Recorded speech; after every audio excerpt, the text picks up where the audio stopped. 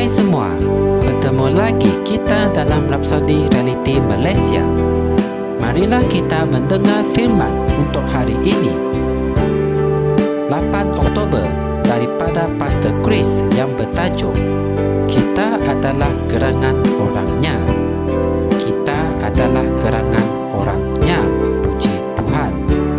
Ayat pembukaan kita adalah dari kitab Markus 4 ayat 41 yang berkata, siapakah gerangan orang ini sehingga angin dan danau pun taat kepadanya?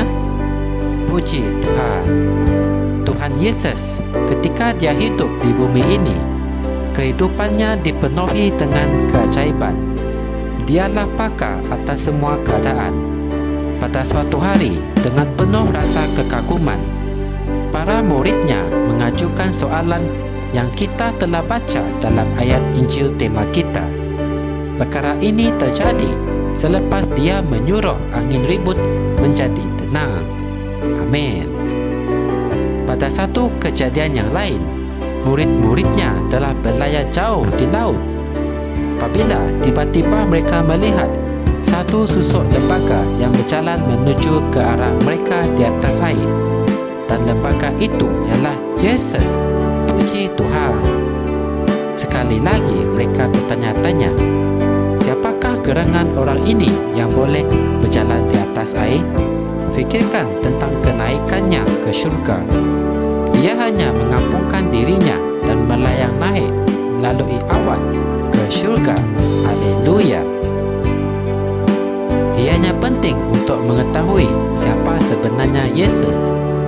Kamu tidak akan dapat mempercayai dia dengan sepenuhnya, dan kamu tidak akan mengetahui dirimu yang sebenar sehinggalah kamu mengenali dia. Ini adalah perkara yang luar biasa. Sesiapa yang mempercayai Yesus akan menerima kehidupan yang sama dengan dia. Yohanes 1 ayat 12 hingga 13 berkata, tetapi seberapa banyak orang yang telah menerima dia, kepada mereka dia telah memberikan hak untuk menjadi anak-anak Allah, yang dilahirkan bukan dari darah, dan bukan dari keinginan daging, dan bukan dari keinginan seorang lelaki, tetapi dari Allah. Puji Tuhan. Perhatikan sebahagian ayat yang terakhir mengatakan bahawa kamu dilahirkan dari Allah, yang bermaksud bahawa kamu dilahirkan dari firman, sama seperti Yesus. Dalam 1 Petrus 1 ayat 23 berkata, kerana kamu telah dilahirkan kembali, bukan dari benih yang fana, tetapi dari benih yang tidak fana, oleh firman Allah yang hidup dan yang kekal. Dalam Yakobus 1 ayat 18 berkata, atas kehendaknya sendiri dia telah menjadikan kita dengan firman kebenaran. Puji Tuhan. Kita adalah gerangan orang yang sama seperti Yesus, kerana kita adalah keturunan firman.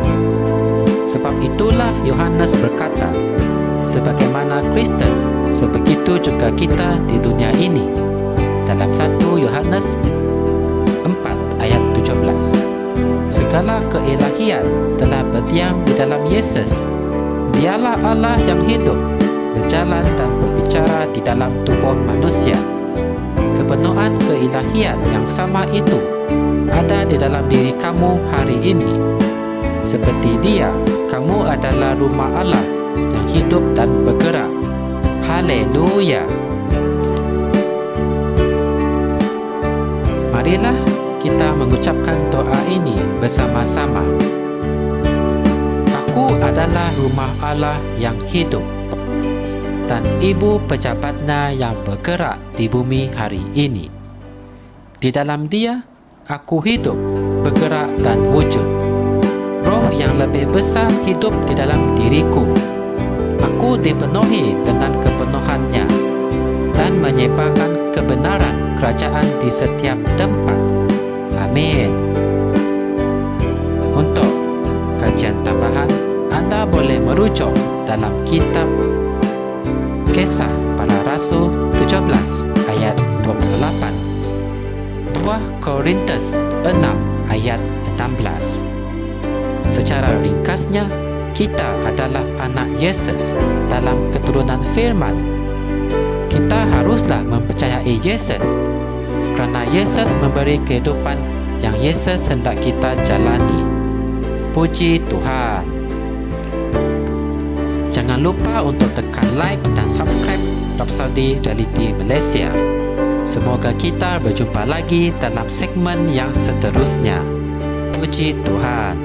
Semoga Tuhan memberkati anda semua. Kami percaya saudara-saudari semua telah diberkati dengan perkongsian firman dari Rhapsody Reality. Bagi sesiapa yang ingin menjadikan Yesus Kristus sebagai Tuhan dalam kehidupanmu, kamu boleh mengucapkan doa ini bersama dengan saya.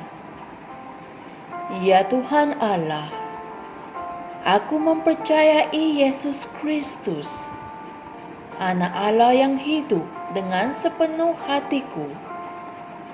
Aku percaya Dia telah mati untukku dan Allah telah membangkitkan Dia dari kematian. Aku percaya Dia hidup hari ini.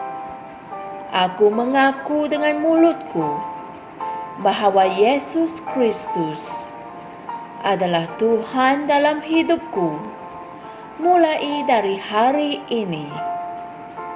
Melalui Dia dan di dalam nama-Nya, aku mempunyai kehidupan yang kekal. Aku telah dilahirkan semula. Terima kasih Allah kerana menyelamatkan jiwaku. Aku sekarang adalah anak Allah.